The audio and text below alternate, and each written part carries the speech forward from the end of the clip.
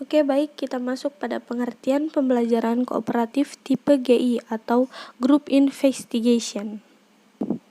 Menurut Solmo dan Sharon di Universitas Tel Aviv, Hobry dan Susanto 2006, Group Investigation adalah model belajar kooperatif yang menempatkan siswa ke dalam kelompok secara heterogen, dilihat dari kemampuan dan latar belakang, baik dari segi jenis kelamin, suku, dan agama, untuk melakukan investigasi terhadap suatu topik.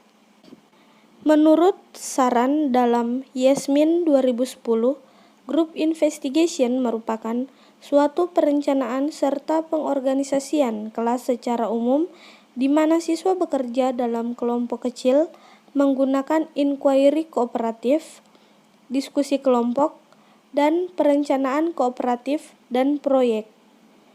Guru membentuk kelompok siswa yang terdiri dari 2-6 anak. Langkah selanjutnya adalah membagi tugas-tugas menjadi tugas individu yang berbeda dan melakukan kegiatan yang diperlukan untuk mempersiapkan laporan kelompok. Masing-masing kelompok kemudian mempresentasikan penemuannya di depan kelas. Selanjutnya, langkah pembelajaran kooperatif tipe GI. Yang pertama, pengelompokan. 1. Siswa mengamati sumber, memilih topik, dan memutuskan permasalahan. Yang kedua, siswa bergabung dalam kelompok untuk mempelajari topik yang akan mereka pilih. Dan yang ketiga, guru membantu dalam mengumpulkan data dan mengatur pembentukan kelompok.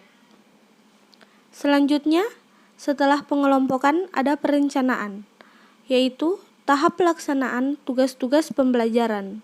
Pada tahap ini, seluruh siswa bersama-sama merencanakan tentang materi yang akan mereka pelajari, cara mereka belajar, cara pembagian tugas dalam kelompok, dan tujuan mereka menyelidiki suatu topik. Selanjutnya ada penyelidikan.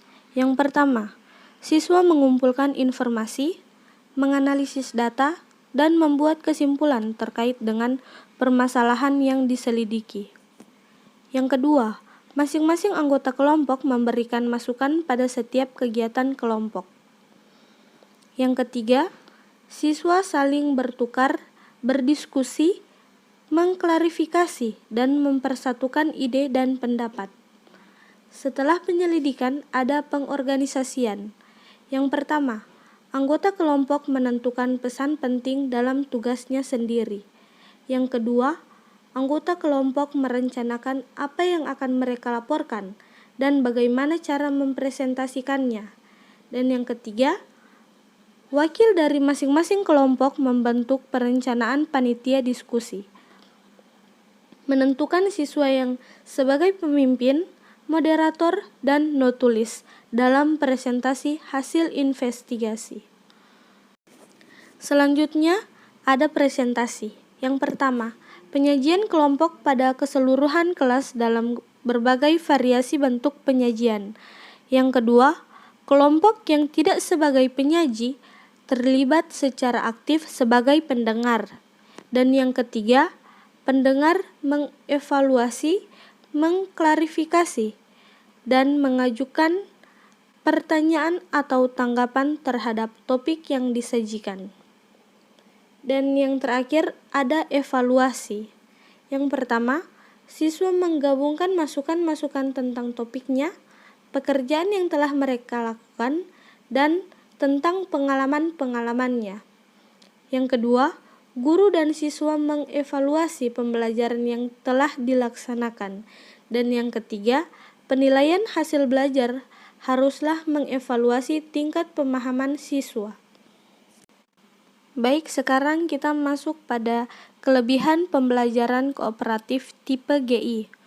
Menurut Salvin 1995, bahwa keuntungan yang diperoleh dari pembelajaran yang menggunakan pembelajaran kooperatif adalah yang pertama, belajar lebih ekonomis, artinya bahwa apa yang diperoleh dari proses pembelajaran akan bertahan lama dalam benak siswa. Yang kedua, cenderung menambah semangat belajar, gairah belajar baik pada guru maupun pada siswa. Yang ketiga, siswa diharapkan mempunyai sikap ilmiah. Yang keempat, siswa mempunyai kemampuan memecahkan masalah baik pada saat pembelajaran di kelas maupun dalam menghadapi permasalahan nyata dalam kehidupan sehari-hari. Dan yang terakhir, fungsi kelompok yang baik akan terjadi sharing konsep-konsep dan pengetahuan prosedural selama mereka memecahkan masalah bersama. Demikian presentasi kelompok kami. Terima kasih. Wassalamualaikum warahmatullahi wabarakatuh.